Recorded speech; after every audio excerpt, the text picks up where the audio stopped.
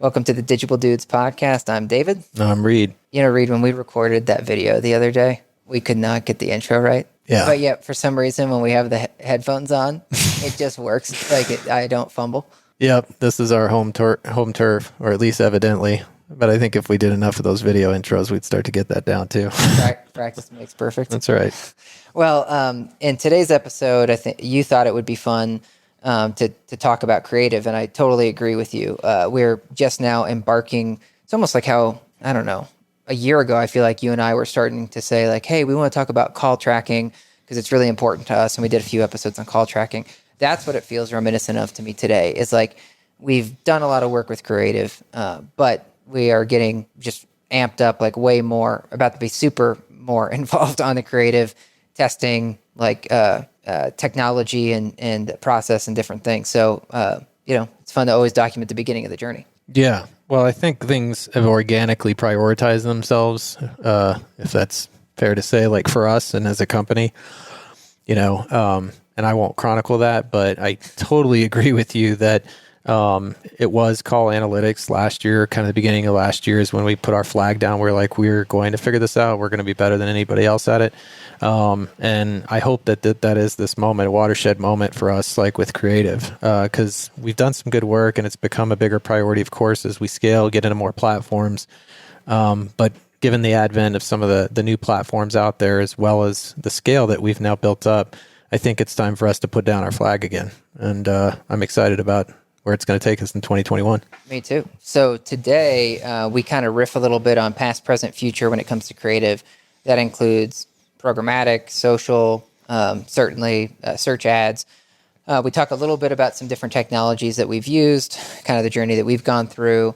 We give a couple tidbits of examples of things on the search side from a performance standpoint, and a case study that you brought up that we did for social. And then we talk about the future, kind of what Reid and I are dancing around right now as far as leveraging really like high-end technology to bring just more advanced creative options beyond just design for the apartment industry. I did tell you I saved a fun fact for this. Mm-hmm. So we drop a couple quick numbers at the end of the episode, but I'm going to give something now. So Adam randomly pulled together a study that was running like, if you put a price in a search ad, what is the impact on that ad? And we get into some of those numbers, but the numbers I didn't say in the episode were that if you put price in an ad, that your CPL decreases by 40%. I mean, I don't even know if I need to give anything else, but you also have a 32% decline in CPC. So your cost per click drops by a third, and then your CPL drops by 40%. Yeah, that's kind of mind-blowing, but doesn't surprise me, and then I don't know if that factors for quality of lead, but that would be my next question, Yeah, it does. That's the numbers we get into a little bit in the episode. Cool. Awesome. Crazy. And then the other sort of fun fact, I slacked you this last night, but we didn't get to mention it. Did you see that number I gave on how much we spent on non-brand? It was like 500,000 or something. Or sorry, on brand.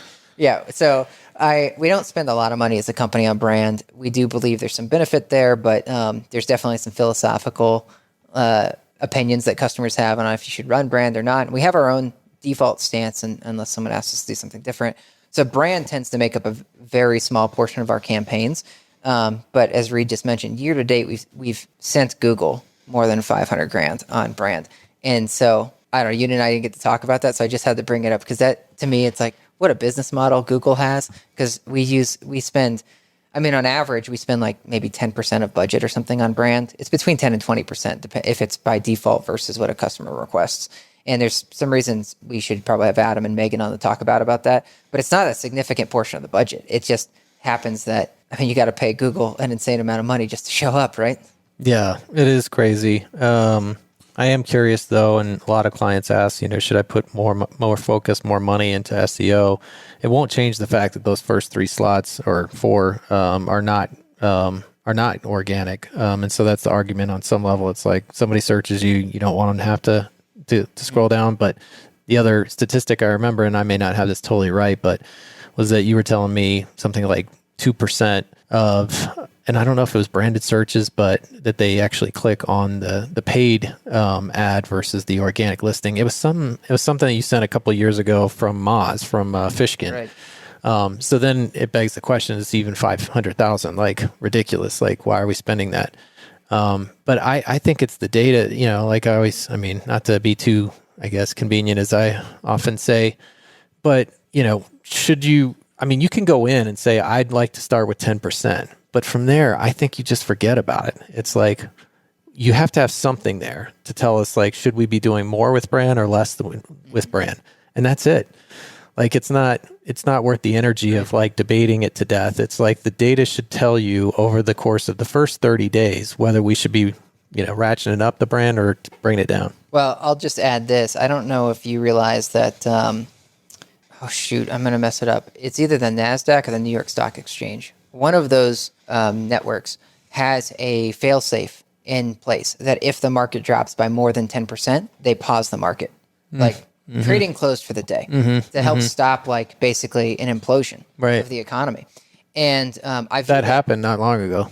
Yeah. Right. That's how I learned about it. Yeah. So that would be one of the, I guess, reasons to say, like, you should still have some rails on this. Don't let brand, like, over-influence on the cost per lead, because part of what we're experimenting there, and this is getting a little away from creative, but what we're experimenting with there is if you're already ranking number one and nobody's trying to conquest your name, then, whatever, ignore brand, right? But if you're not ranking or if someone's conquesting your name, then run brand. And that to me is a very logical on-off switch. And then from there, to your point, like, let's say you weren't running brand, do you end up losing anything as a total? Because most people don't track their conversions on organic search, but that would be the question, like checking out Search Console, seeing like, all right, I had 1,000 people, let's say, search for my brand, and for some reason, only 600 of them clicked. What the heck? Shouldn't it be like 100% click on my brand? And so that would be the argument, is like basically working off a Search Console to say, is your organic effective enough, or do you want to make sure you still capture all of them? Yeah, I kind of ready to keep going on this, so I think we may have to do another podcast later this week about that, because yeah, I just have a lot of questions, and I should probably be directing these at Adam, but I know you'd be too happy to jump in the ring on it. But like, should we be spending the same amount on branded keywords for a lease up versus a stabilized property? Should we be basing it off of year built? It's like that property, think of Nob Hill in Houston. It's been around since the 60s. It's like, should we take the same strategy with branded keywords with them as we would with a lease up that nobody's heard of? Right. I love it. So that's a teaser for the next podcast. But this one's about creative, in case you forgot. In case you forgot and you just wanted to hear us jive, well, stay tuned. It's a nice conversation.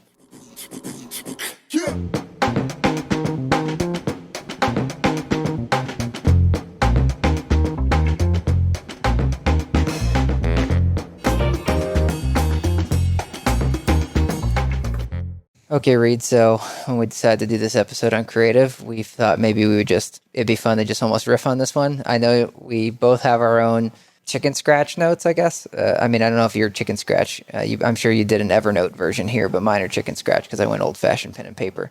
But why don't you kick off, and then I'll try to organize around you with my own notes. Well, creative's a big topic, and so we can go a lot of different directions, and knowing us, we probably will. But I thought it'd be good, to just kind of talk a little bit in the vein of past, present, future, what digital creative, I don't want to say look like, but just how we thought about it in the earlier stages of digital marketing versus kind of where it sits today. And then get to, a look ahead, because there's some pretty amazing tools out there that I think offer what a lot of people didn't believe was possible, which is scalability, more performance-based, frequent optimizations, et cetera, et cetera. So not to jump ahead, but it's fun to think about the future with creative, because a lot more is possible than what existed in the past. So starting with the past, I'll ask you, because I'm guessing your first digital creative is going to be on the phone book, internet yellow pages. Yeah, well, I remember putting some of those ads together myself. So for those that don't know that about David and I, we both started in yellow page / online, search advertising. So we both worked at Verizon, and they were in the nascent stages of search advertising, but there'd often be, complimentary or what do you call it? God, what's the term? Companion, Oh, yeah. companion display advertising. And they often left it to, to the sales team, although we did have an in-house team that would work on that too, but to put that stuff together. And you can imagine it. Well, it's because you had to make your own H1s and H2s. Right. H1, SP and Rs. Yeah. So, and I'm sure there's some funny examples of like 1990s, like, banner ads and stuff. But at that stage, like when it really started, almost everything was static, and in a way it came full circle. Cause I mean, certainly rich media, like basically was a bomb that went off like between when things first got online, to where they are now. And you still see some of that rich media, which is this flashy stuff that comes in from the bottom of your monitor, the side of your monitor, like explodes out of an ad, while you're reading it, in feed content, or in feed advertising and stuff like that. So I think in a way it's almost come full circle, because best practices will tell you, that you actually have less than a half second that you'll see an advertising or like a display banner online. And so therefore not a great strategy, to have all the bells and whistles, especially knowing the markup that you usually pay for that kind of creative. But getting back to like where it all started, yeah, I mean, it was plain Jane, and just about anybody and everybody was, taking a swing at it. Just not super engaging stuff. And that was just on the display side. And it usually that spilled over to email, but I feel like email was more reminiscent of like circulars, like with newspaper advertising and things like that. You just try and borrow from that, and then steal a few of those assets and drop them into display. Well, since you brought up like old school, like fun fact, I think it was Wired magazine that started with the first online banner advertisement, which now would have been like 24 years ago, maybe something like that. Mm-hmm. And one of their very first advertisers was Zima. Do you remember Zima? Oh, yeah, I used to sit in the parking lot and knock a couple of those down before I go see a movie. Yeah, I thought maybe it's kind of like what's the new seltzer that everybody, hard seltzer? White Claw. Yeah, it's like the White Claw that's there. Yep. But then the click-through rate, I don't know if you knew this, Reid, but was over 50% on those first ads, because nobody had seen ads before online. And so they were like, oh, this is fun. I can interact with the website. And it was more fun because there wasn't like a Google to go to and discover new web pages. So you had to discover web pages basically because of ads. Totally. But then of course it's changed. So yeah, my first experience was more like the online search, like Google with some internet yellow page stuff. And it was basically left, as far as covering off on the past before we kind of get to the future, to the present, is just like, you kind of let the ops team handle it, which is interesting. Like in most other like advertising sales gigs, the advertising rep does a lot of the creative. But once it comes to online, I don't know if it became like sort of left the rep to do it, because there's so many ad variations when it comes to like, I guess I'll just say AdWords, or what used to be AdWords. And so it was like, oh, that's ops. And basically also you can't really check my work because like it just, you only get served the ad if I'm doing a bad job, right? Because you shouldn't see your own ad. And so anyways, I felt like the ad executive started to get away from actually designing and creating the ads, and it kind of went to ops. And now, so if we talk about apartments obviously did like, they transitioned to online with the, ILSs, right? Mm-hmm. And those are pretty standard and baked. And I think the ad execs actually do a lot of the recommendations there for here's how you should do it. Oh yeah, for sure. But over time, people have logged into the platform and started to make their own tweaks, but they're also super protective of it, right? Like you can't have an image with text in it that says like 1 month free, because they don't want it just to become like a crazy like old classified experience.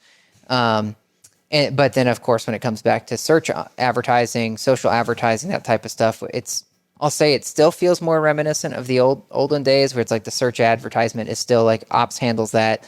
The social advertisements, people want to get a look at that, right? Like I understand Facebook or Instagram, so I want to get a look at that. Mm-hmm. But I don't know if you have see it a different way. But when I look at the display creative today, so we're going to talk about like social and programmatic ads.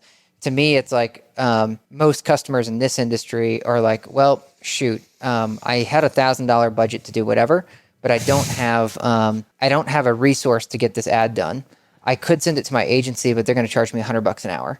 Right. Or I could have the vendor, maybe they'll be able to like slap something together with some templates, and, you go back and forth. Whew, that's done. And then I feel like that ad, basically common in this area, is just set it and forget it. And that stays for like a year. It's like, you know what, put an image of the pool in there and say whatever, and let's call it good, right? And then it just basically doesn't get touched. And so A/B like testing doesn't happen a lot. Like change out or updates of the creative happens only when something F's up, right? Or like, hey, this our color is different. We got a new logo or whatever, right? But otherwise, it's like there's just not the capacity, the throughput to kind of get much more sophisticated than that. Yeah, I agree with everything you just said.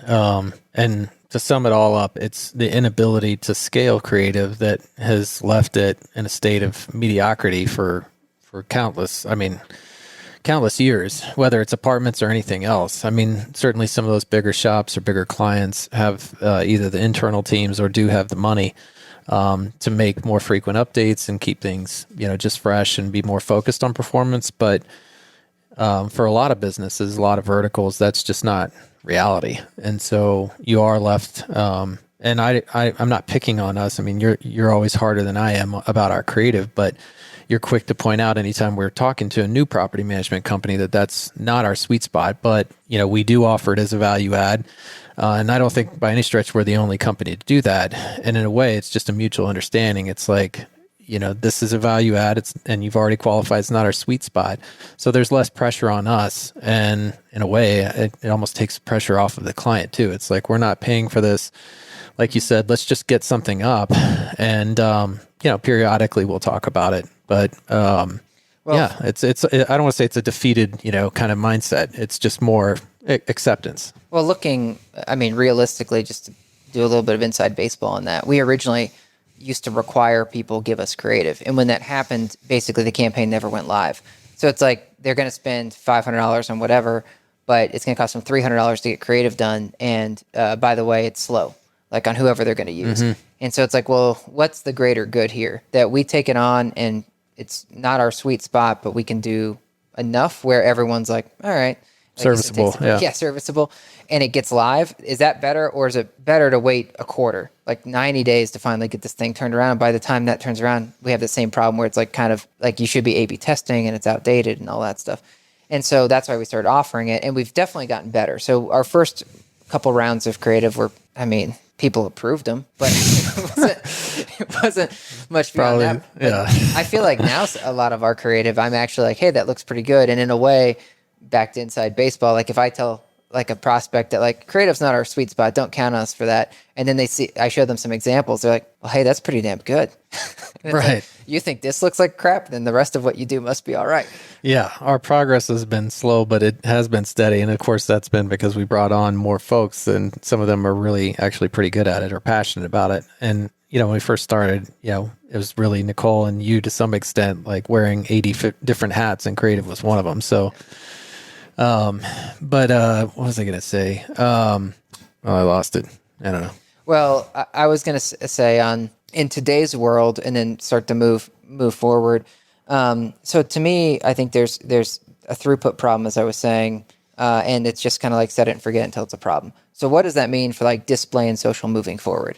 And to me, this is where it gets, you talk constantly about running different like feedback loops and tests and like dynamic assets, because for big publishers you can do all sorts of like dynamic creative, but it just hasn't hit this industry. And so for an example, like automotive, like a lot of that tech was like a $2,000 setup fee, and now we can actually show the car and the price that you have available in your display ad, and then we can push it through. But $2,000 setup fee plus a $6,000 a month minimum commit, and there's no way that an apartment can afford that. But now it's starting to get, the technology is slowly percolating. Yeah, sure. Getting more affordable for other folks, right? And so now I know like our team has done some really cool stuff with dynamic creative that hasn't cost those kinds of setup fees.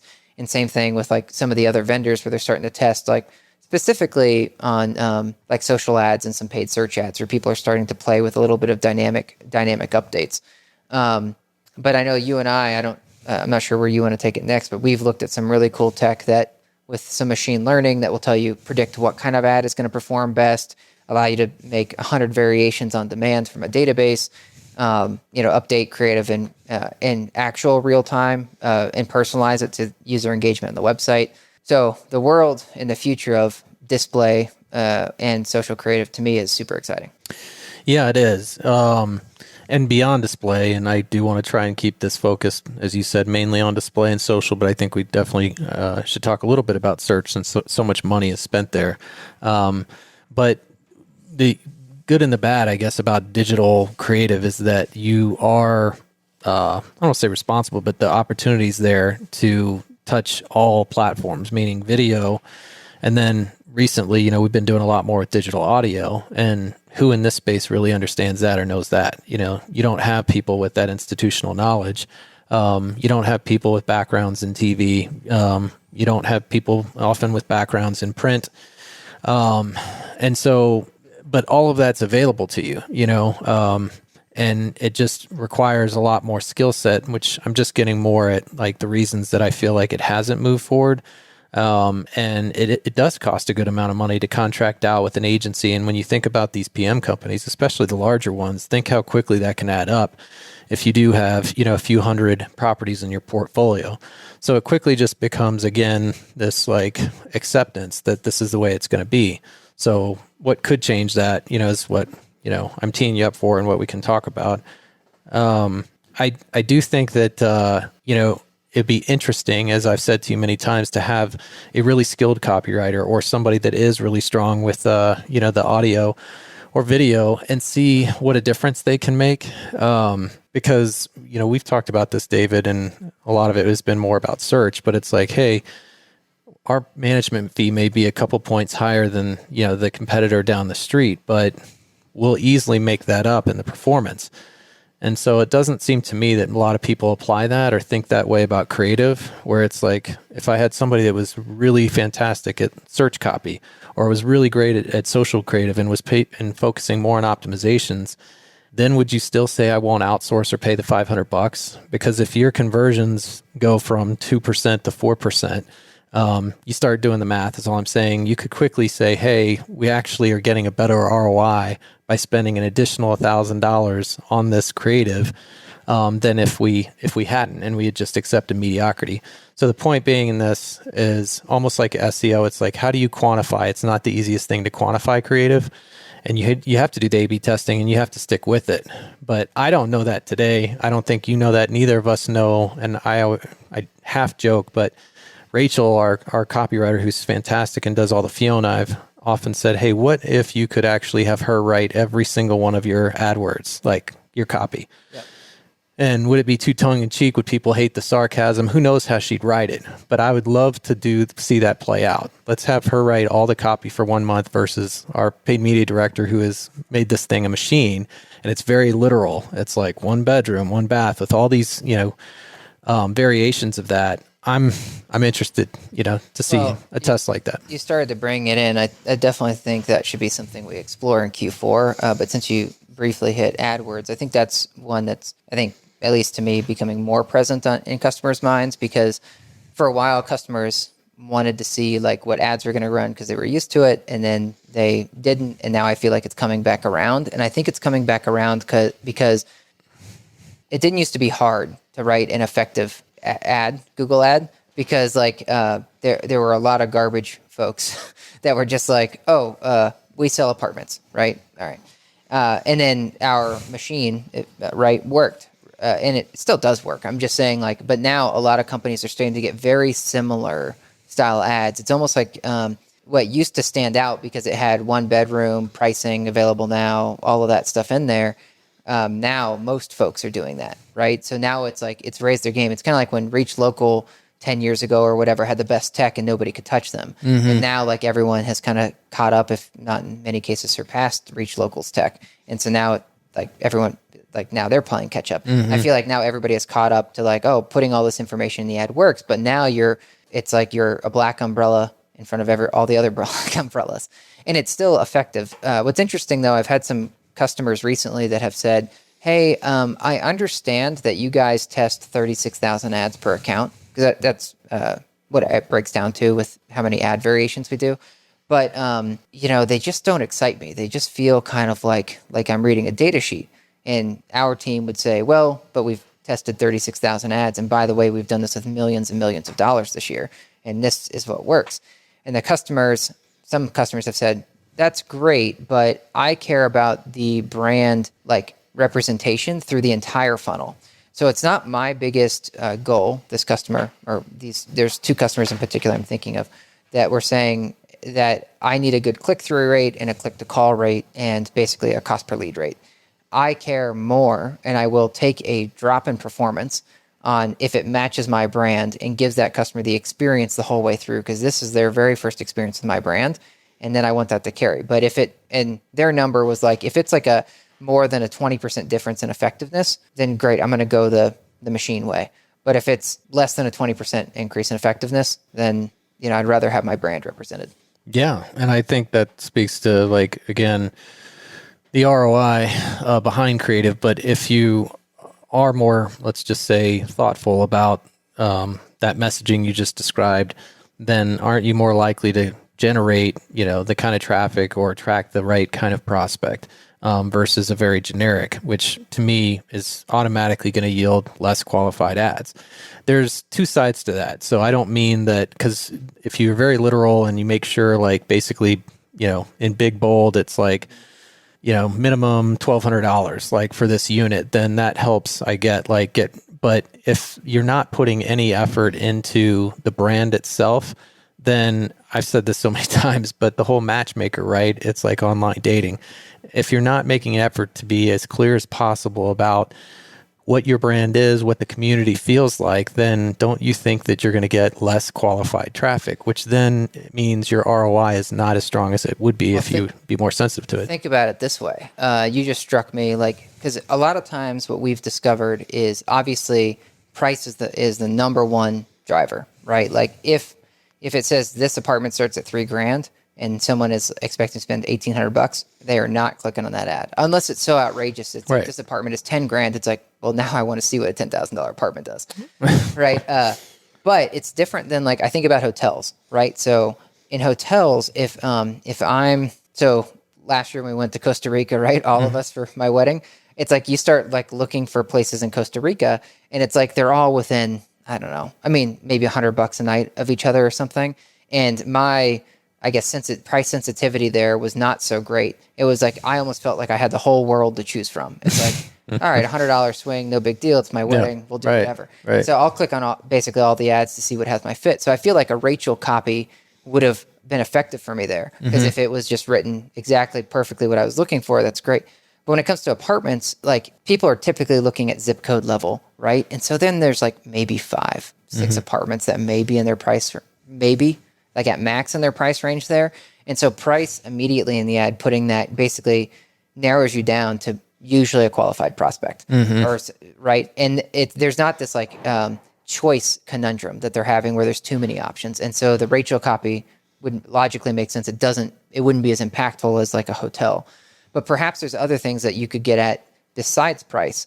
Like we always say price, pets, location. We're right now talking about location and price, right? So then it's like, well, pets or whatever other, staying within fair housing, but whatever other personalization you could do to the ad might make a difference. Yeah. Then it makes you think about the website copy, because while there may not be, like, it's all price driven, especially in this climate with all the concessions flying around. So I agree with you. I think, you're less likely to tip them over with some really creative, that's my joke for this. But then once they get to the site, I think that's where, and most brands, I guess, of our clients feel like they have put the effort forward, at least in the beginning, to make sure that really represents them well. But I think, you could go further with that and then try and take advantage of, the opportunity that creative presents and getting a more qualified user. Well, I think that, you and I have talked a little bit about website personalization before, but that, to me, that's still creative in a way, right? And definitely something that should be paid attention to. So I think it makes sense for us to run some tests and say, like, hey, we've had the best copywriter we know try to build a campaign for somebody, and the effort is 25 times the effort, and the results are 0.5% better. So don't cry about it. Let's move on. But if you do something for the website, creative or copy, and then eventually if you, of course, personalize it, right? If someone spends more time looking at the pet features or whatever, then they go back to the homepage, like, let's talk more about pets or something, right? that would make a big difference. Yeah, that's still, I mean, I'm excited about this because I know that at some point, and it seems more likely in 2021, that we'll do a couple really fully baked out tests. And I don't think it's fair. I'm not going to ask Rachel necessarily write all that copy for, as you said, 36,000 different ad versions. But I really want to know, like, if we were to put our best foot forward, use Cameron as well, like the absolute best we can do on both the imagery and the copy, how that would perform, against our average, copy. And then I want to see the cost difference because it'll just be interesting. So I know you want to get into the future. So where do we go from here, right? So we've got we've talked about personalizing ad copy, or at least like using data feeds, for example, for search campaigns, and I think we've talked to many people, and I think many people now understand that, like, well, hotels do the dynamic updates in their AdWords, so why don't we, right? And that's possible now. I've seen one other vendor do it, and then it's standard for us too to put pricing availability in the ads. That's something we've been doing, and it's been incredibly effective. So now it's default for us. Then we did the same thing for social, and again, we tested it, incredibly effective, and so now, like, that's basically default for us. There are some, like, nuances there that we don't have to get into, but what hasn't transferred over is that same sort of thing when it comes to display creative specifically, or in social creative in the image versus the copy. And so you and I have been exploring a couple of different technologies recently that allow that. Like, I think it was like 3 years ago we first met with Quantify, which is now called Pattern 89, but effectively they're a creative co-op that you use to build your social creative, and it will tell you, like, hey, if you're targeting this demographic, then you'll want to include 2 people, and you'll want to have the color purple or whatever, and then your ad's going to be the most effective. So it basically tells you what type of creative is going to perform best for your audience set, because they have all of these different advertisers sharing their creative and their effectiveness with their platform. And then you and I have been looking at trying to build something similar when it comes to Fiona and internally, because we talked about, like, creative refreshes. It's our standard protocol to refresh someone's creative every quarter. And that's great, but that's still not with dynamic, like, pricing and things for, like, a display ad.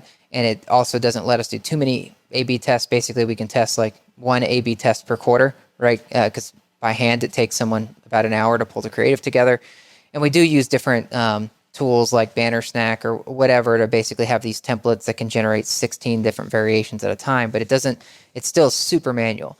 So we've been looking at some other software that Amazon uses to generate its ads dynamically. And I think the possibilities are super exciting, where you can send a data feed, and it will auto-populate a template, shoot you out like 7 variations of that based on your brand color and stuff that you've set up, and then let you choose which ones you want to run. And you could just take it, and it would auto-update with the data feed in whatever system you're running, or you could obviously lift it, like pull it, download it, and then send it off to a vendor if they can't accept, like, an ad tag to update creative on demand. So anyways, I'll let you. What are you thinking about that? Like, do you think is this just, like, super cool, or is this, like, more sizzle, less substance? Well, we'll find out, once we get rolling with these guys, because we're definitely going to test it out. But it seems almost too good to be true. But on the other hand, as I also said to you just recently, like, I'm at a point now in my career, I guess, or within digital ad tech, that I don't believe anything is impossible, literally. So I like coming up with kind of ridiculous, what may sound ridiculous, like scenarios or what ifs, and then trying to pursue them. I mean, that's part of, I feel like, what our MO is becoming, like, at Digible. And this is a good example of that, where something, fortunately for us, already does exist. I've seen plenty of ad builders, but I hadn't seen anything, I guess, as sophisticated, or at least as it would seem, and efficient as what you showed, with this platform. So I can't wait to take a look at it. What it doesn't, deliver, and maybe you can, as I just said, nothing's impossible, but is somebody of Rachel's caliber, like, and you're talking mostly display, right? And social. So there's less, I guess, room or maybe value in having a super strong copywriter. But I want to see the connection of natural language, which we obviously use heavily, like, for our platform, with somebody as talented and gifted as a copywriter, and then meld that with a software like Rocketium. So you have, performance based. You have the dynamic feeds so that it's always the right and the fresh creative, and then you're also getting a world class like copywriter built into it. I mean, it'd be nuts. But as it stands, I'm super pumped about this. I can't wait to see how it delivers, and I think even internally it will be a game changer for us. I think there's a couple things like you always talk about sizzle and substance, right? And I think it's important both for our customers and our customers' customers, meaning like ownership, to be excited about something, right? So no longer is it like that ad's going to run for 12 months, right? It's like, nope, we're similar to, let's say, search. You could run, it wouldn't be cost effective to run 36,000 ads, but you could run, let's say, 100 ads a year that you're testing on display versus social or whatever. And that way you could really duke it out and find truly the best fit. And but to your point on the copywriting, it sounds like in a way like display and social, as we're talking about, it is slowly catching up to what search did, like on that, right? So then it's more of still you got to test the copywriter against the machine, right? And say like, it's Kasparov versus Big Blue, yeah. And then see if it really matters, and then decide if you're cool with it, right? Because there is always that thing like on a small budget, is it worth it? But also on a small budget, you don't have the same amount to waste. Right. So it's true.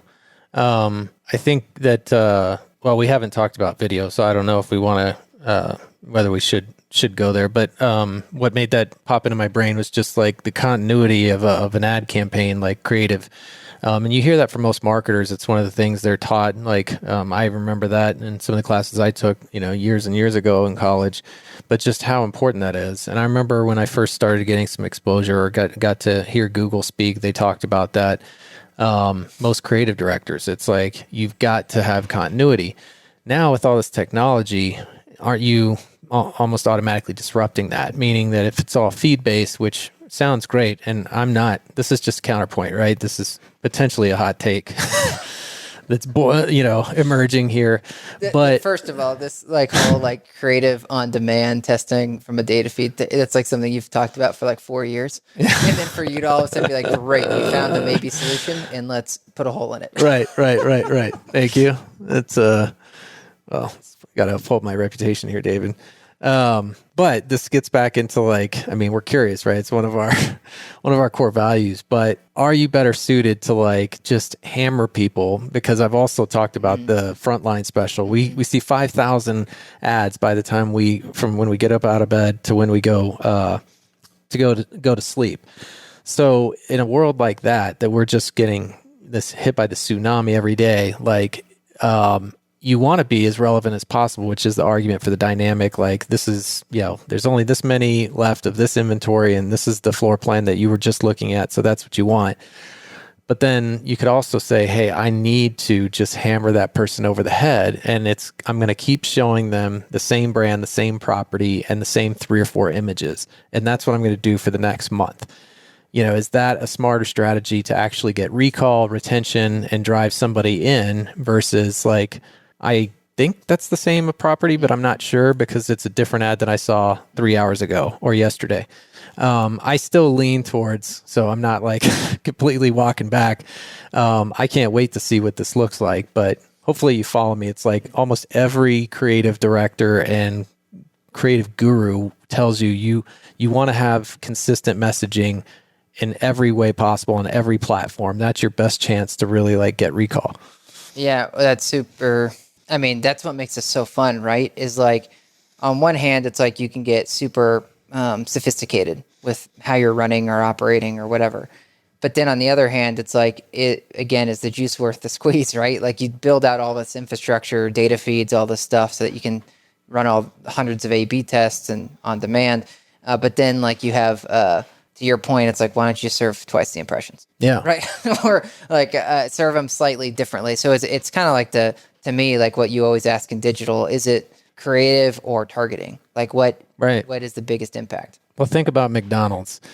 They have, who knows? And they probably simplified this. It's like a yo-yo with their menu, let's keep it simple. It's just burgers and fries. And then, let's go breakfast, let's go health food and whatever. But point in this is you don't see 80 different campaigns, or you're not used to seeing like 80 different images. It's like, well, I had been on a health site, and so now McDonald's is sending me a digital ad about their latest kale salad or something. It's like you always see the golden arches, they stay true. You always just see McDonald's, McDonald's, McDonald's. And then, that's a whole nother conversation, of course, about their creative strategy. But that's just my point, is that they've just hammered you. They keep it consistent and simple versus like, I don't know if that was McDonald's, Wendy's, or somebody else. It just was, a fast food kale salad. So that's, again, like, I think what makes this whole thing fun is because now there's always so many tests, and us as a company, we're always like, well, what do we test first versus, because that becomes part of your foundation once you run that test, right? It's not like it goes away. But I'm going to take you for a slight turn. Can you, or do you imagine a world where this whole conversation about creative is significantly impacted by fair housing? Well,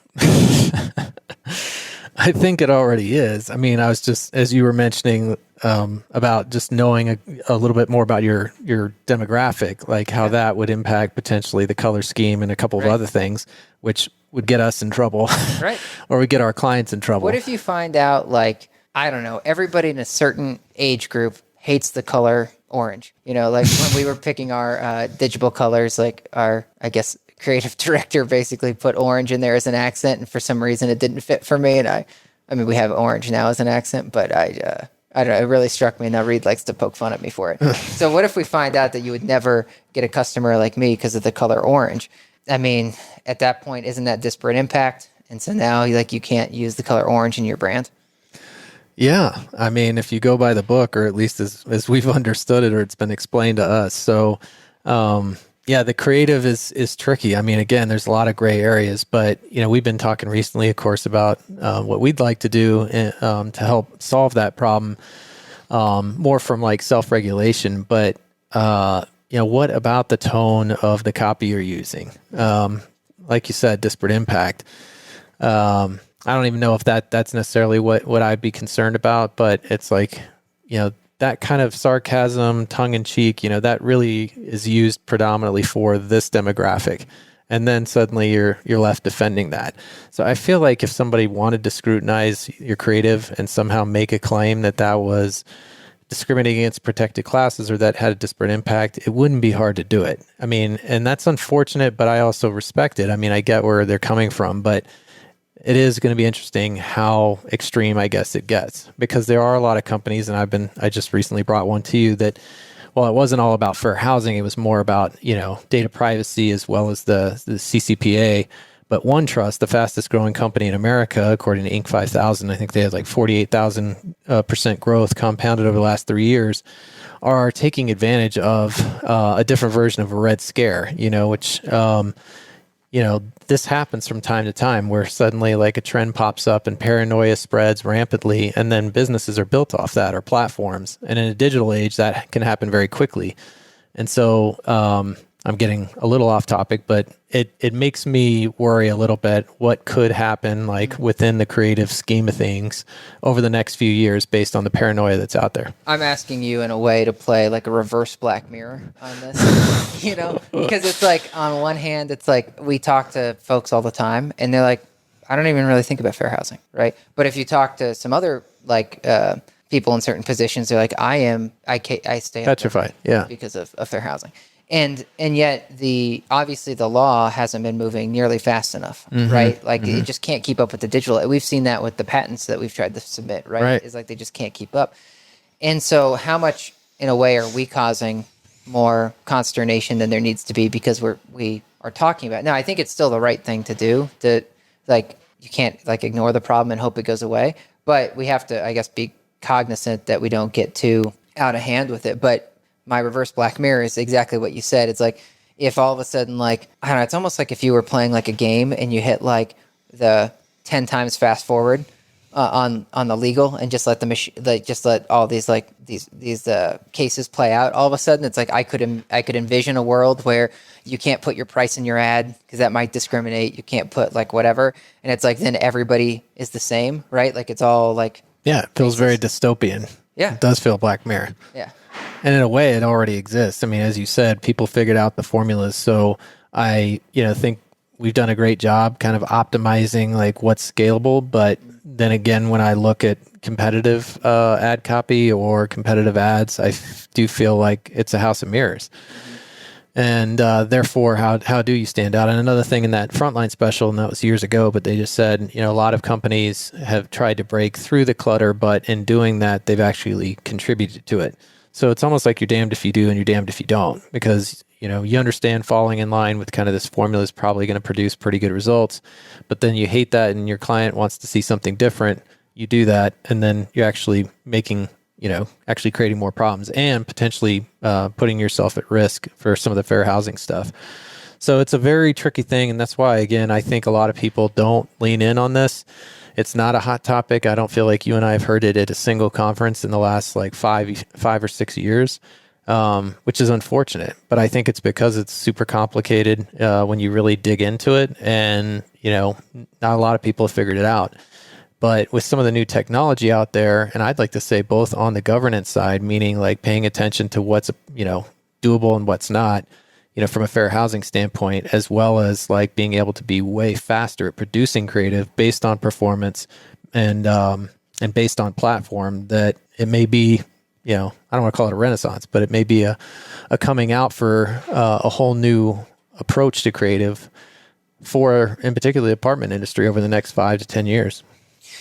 Well, I don't have anything more to add to this topic at the moment. I would say that I feel committed, and I think we as a company feel committed to running more and more tests on creative this next year. I mean, we've done a lot, so I don't mean it to sound like we're not. There's been some really tremendous case studies from our team, but I know that from some of our engineering resources and some other things, we're putting a higher focus on this.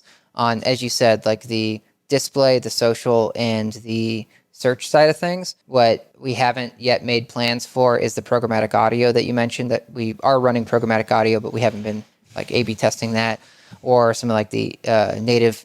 Well, I guess that's not true. You do have, in a way, a native test running right now for some articles. And then obviously we'll get to the websites at some point. Even though we don't build the websites, we definitely help optimize them. Is there anything else you'd want to hit before? Well, just somewhat piggybacking there, while we haven't tested as much as we'd like, and I think, of course, I guess I'm biased, but I think we've done a very good job of testing different creative, but we've picked up some really valuable insights that, again, to me, get to the ROI of creative and doing your due diligence and testing. And super quick example here, but the one that the whole company now knows is floor plans versus amenities. So we did that test, and it came back conclusive. I mean, there was no doubt that it's better to lead with floor plans and your social creative than it is to lead with amenities. And had we not done the test, obviously we wouldn't have known that. And now we, you could say, start with an advantage when we run our social campaigns because we've already figured that piece out. So I just curious, like if we really continued and maybe, of course, accelerated our creative testing, how many more of those examples would we pick up? And then ultimately, what does that mean back for the client, from an ROI standpoint, which should be substantial. So yeah, I mean, I suppose we can leave it there, but I'm looking forward to making that a bigger part of Digible's focus over the next year, because I think the blend or intersection of like new technology as well as us having more scale and more data to work with is all going to come together nicely for some new creative strategies. Yeah, I was going to hit you on just one example of, as you were saying, different types of ads that perform well. So we recently, Adam pulled this together, but he found that he was doing a test to say pricing in ads. So if you include the price in a search ad, is that better or worse than not including the price in a search ad? And he found that there was if you have the price in the headline, there's a 29% lift in the amount of leads to impressions that you get. 29%. So it's like a that's huge. Better. That's huge. Yeah, by just dropping the price in there. So for those that aren't doing it, like definitely try to work. Even if you could put, I mean, this specifically was having the exact price. Like price today is $11.49, but even if you could say like starting from, 1150 or something, if you knew your price wasn't going to really go like above a certain, is that right? Whatever. If you had a price that you felt safe leaving on for the month, then you should at least do that. But if you could put a data feed through and send the exact price, and also at people that had clicked an ad with a price in it, there was an 11% higher conversion rate. So not only did you get a better like click ratio anyway, so click-through rate was better, but we were totally trying to see this whole 11% better conversion rate is on the actual call outcome. So you're going to perform 1/3 better if you have a price in the ad on how many leads you get for your cost. But then once someone calls, your actual like outcome of that call is going to be 11% better because they clicked on an ad originally with a price and then they called you. Yeah, that's crazy. I think the last piece on this testing and these kinds of like, I guess, proof points is you do need to, this is, I don't want to call it a cautionary tale, but just a suggestion. If you're not working with Digible, or even if you are working with us, you really want to make sure that they're doing a responsible test. Because you can do these macro tests, but they're not always indicative of what it looks like in your market or for your building. And so while we might think, yeah, sure, like floor plans always beats, amenities, that may not be the case, for your neighborhood or your asset. So where I'm going with this is you should be encouraging and challenging your agency to test within your different properties or property profile types. There's definitely some value and advantage in working with a company that already has done some macro testing, but I just believe creative has to be tested all the way down, to the property level if you really want to utilize it right. That's a great point. I mean, you can't just testing on multifamily is good, right? But then you have like Class A's and you have Class C's. And what performs in Class C's, I'm sure, is not the same as Class A. So you really, totally. Just to your point, like you want someone testing for the whole caboodle, and you also want someone that's also running tests just for your property. Yeah. I mean, my creative testing that I do in Minneapolis, which we have a lot of clients there, and given the social climate, what's happened from an economic standpoint, it'd be different creative testing than I would do with a lot of our clients, let's say in the Carolinas or on the West Coast or in Seattle, whatever. I mean, certainly there's overlap, but just, yeah. Yeah. All right. Well, we'll stay committed in keeping folks up to date on our journey when it comes to creative, because we got a heck of a year ahead of us. But I'm super excited to be just diving even more into it. No doubt.